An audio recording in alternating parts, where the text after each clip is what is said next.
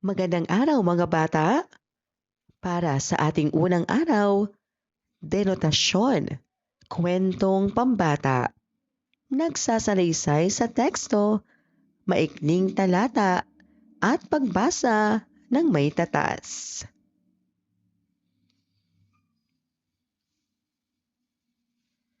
Tingnan ang mga larawan. Ano ang nakikita ninyo sa mga larawan? Ano ang ibig sabihin ng puso? Ano naman ang ibig sabihin ng ahas? Ang puso ay bahagi ng ating katawan.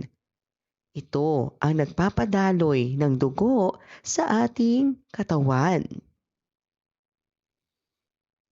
Ang ahas ay isang uri ng hayop na gumagapang.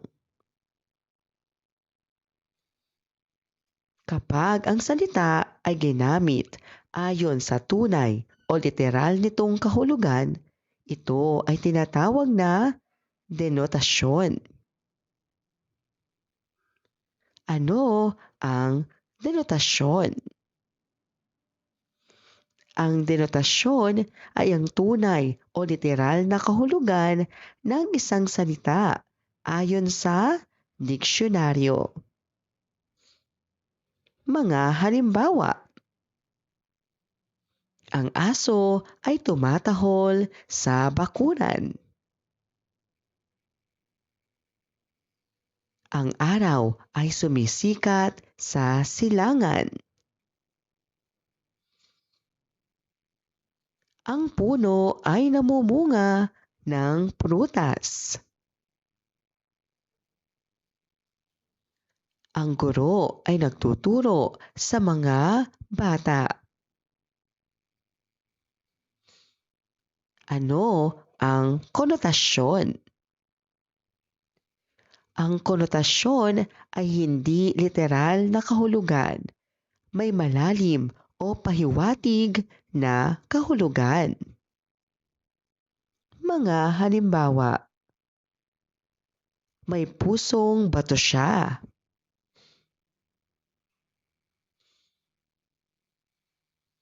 Siya ay ilaw ng tahanan.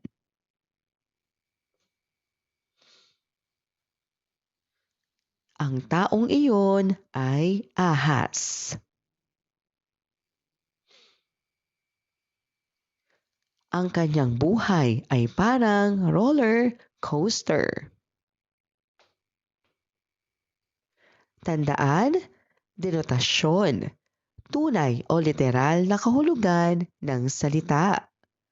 Konotasyon, hindi literal, may malalim o pahiwatig na kahulugan. Sabihin kung ito ay denotasyon o konotasyon. Denotasyon o konotasyon. Ang pusa ay may 4 na paa. Ito ay denotasyon.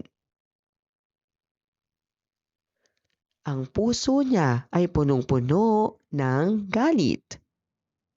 Ito ay konotasyon. Ang ulan ay bumuhos kagabi. Ito ay denotasyon. Siya ay bituin sa kanilang klase. Ito ay konotasyon. Basahin natin. Si Lito at ang nawawalang aso. Si Lito ay may alagang aso na ang pangalan ay Bantay. Isang umaga, napansin ni Lito na wala si Bantay sa kanilang bakuran.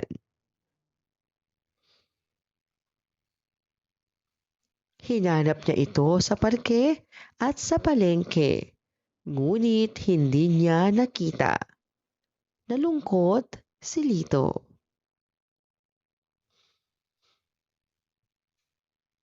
Kinabukasan, may kumatok sa kanilang pintuan. Isang kapitbahay ang nagsauli kay Bantay. Masayang-masaya si Lito at niyakap niya ang kanyang aso.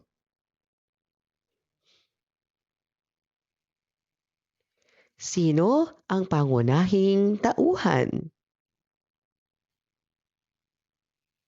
Ano ang pangalan ng aso?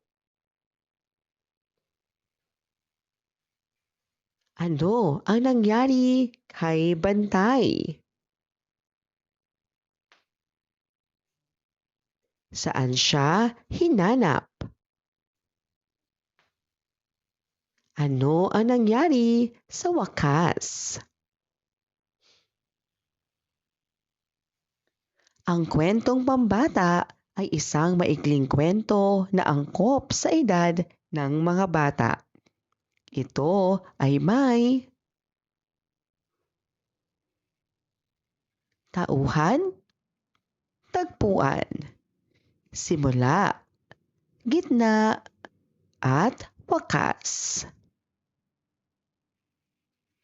Gawin natin. Piliin ang tamang sagot. Ang denotasyon ay ang ahas ay isang uri ng sino ang may-ari ng aso sa kwento? Ano ang uri ng binasa?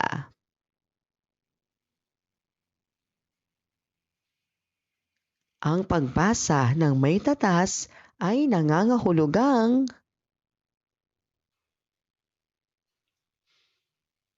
gawin natin. Isulat ang D kung denotasyon at HD kung hindi denotasyon.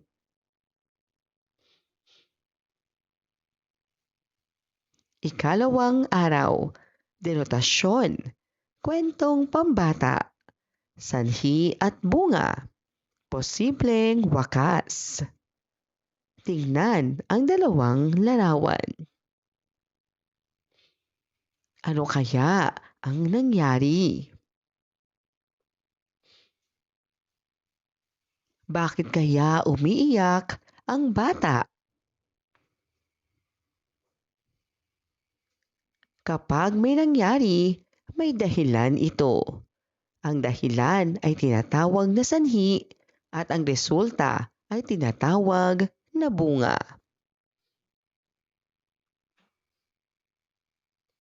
Basahin natin. Ang nabasag na florera.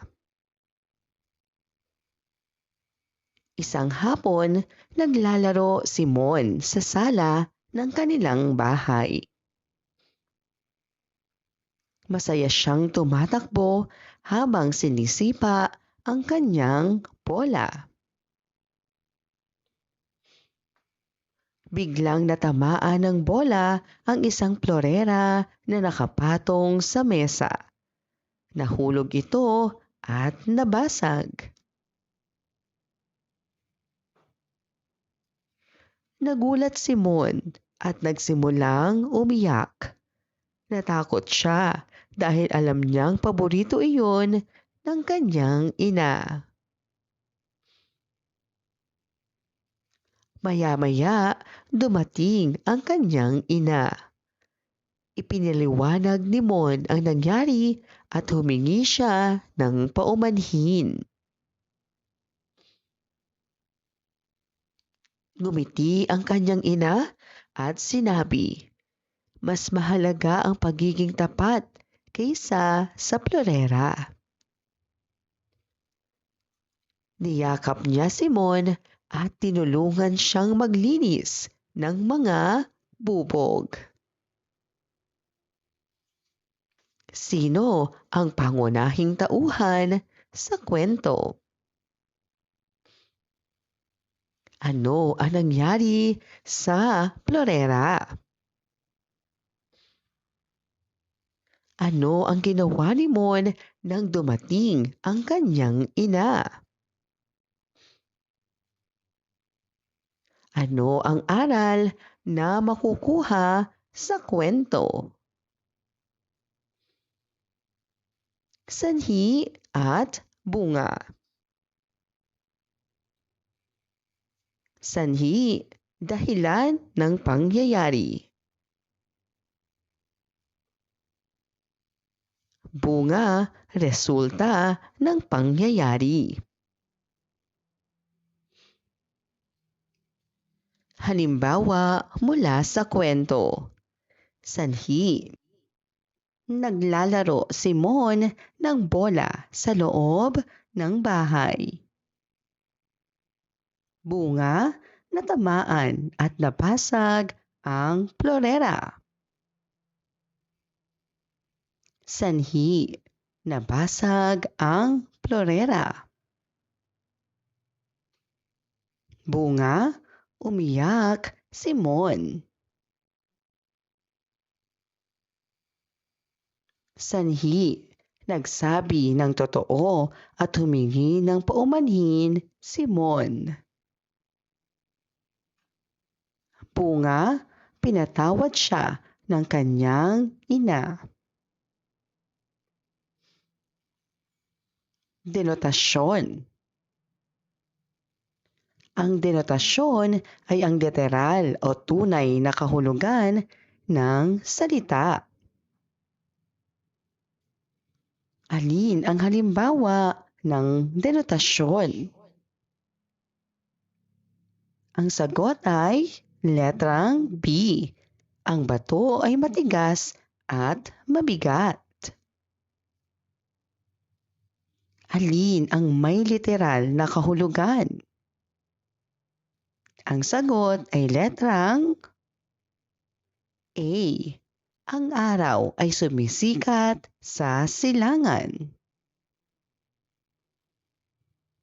Alin ang tunay na kahulugan ng ahas? Ang sagot ay letrang A.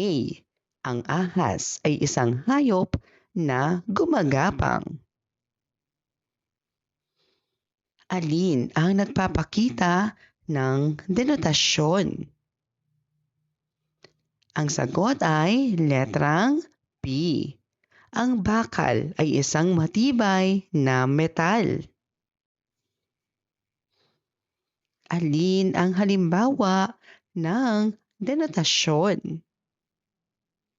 Ang sagot ay letrang A. Ang ulan ay tubig na bumabagsak mula sa ulap. Gawin natin. Sumulat ng 3 hanggang 4 na pangungusap tungkol sa isang karanasan mo ng pagiging tapat.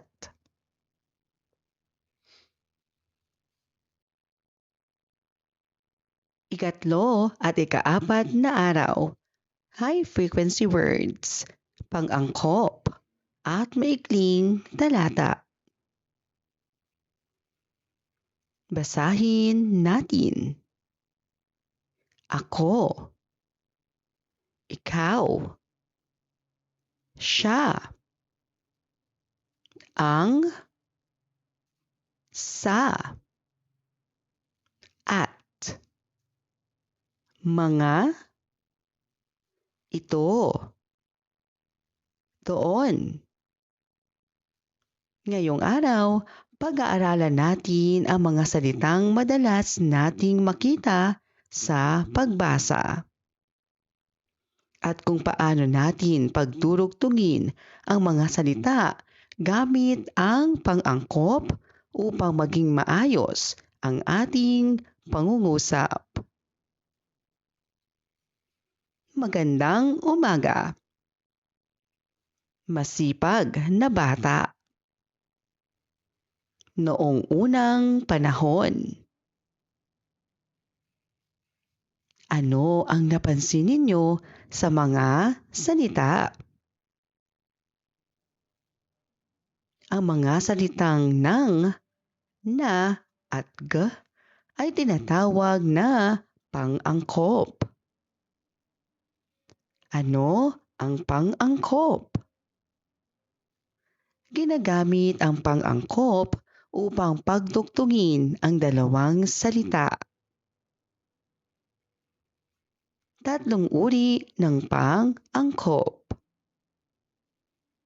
Pang-angkop ng kapag ang unang salita ay nagtatapos sa patinig a, e, i, o, u.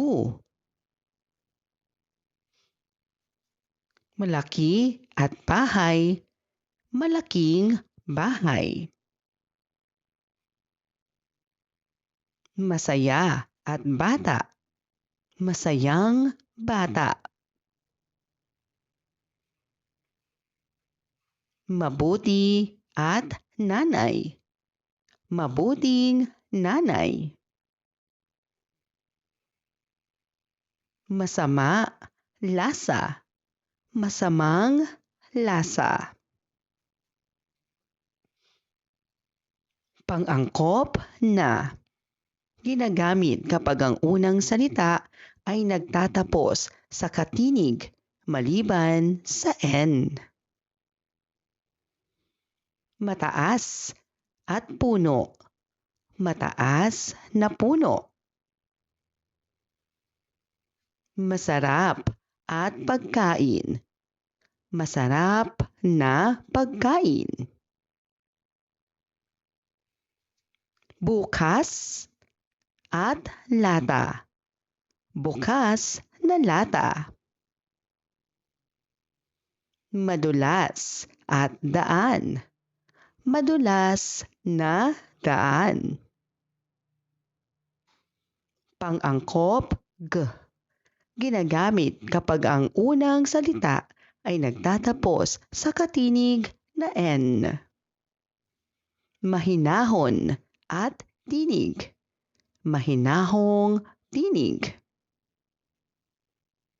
Sugatan at sundalo, sugatang sundalo. Kaibigan at matalik, kaibigang matalik. Maunawain at guro, maunawaing guro. Ginagamit ang pang-angkop upang pagtutungin ang mga salita upang maging maayos ang mga pahayag at pangungusap. Gawin natin. Piliin ang tamang pang-angkop.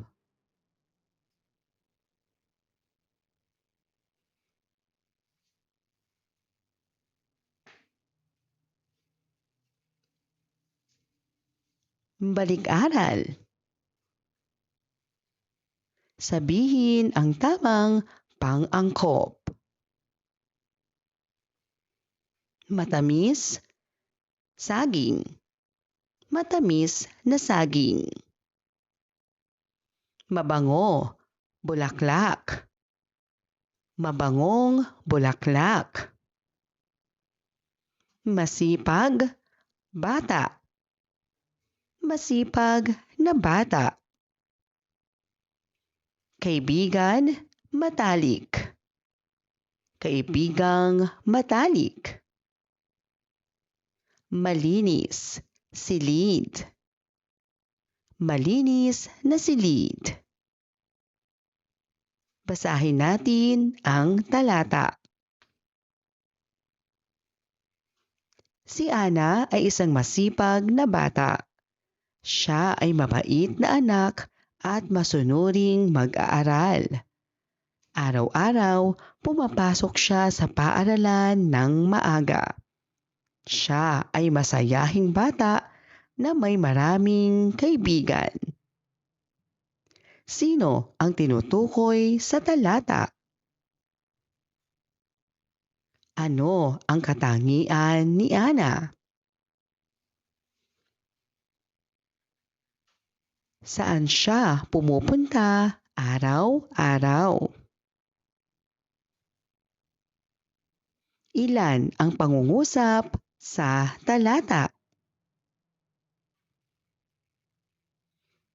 Anong pang-angkop ang ginamit sa masipag na bata?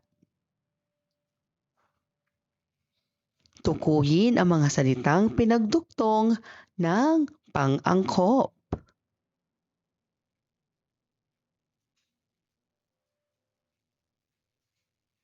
Masipag na bata. Mabait na anak. Masunuring mag-aaral. Masayahing bata. Maraming kaibigan. Gawin natin. Piliin ang tamang sagot. Ang salitang ang ay halimbawa ng piliin ang tamang pang-angkop. Maganda, bulaklak. Alin ang tamang pangungusap?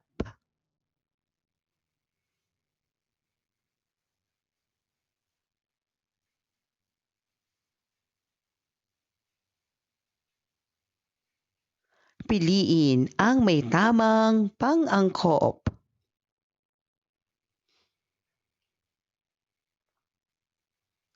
Gawin natin. Isulat ang tamang pang-angkop upang mabuo ang talata.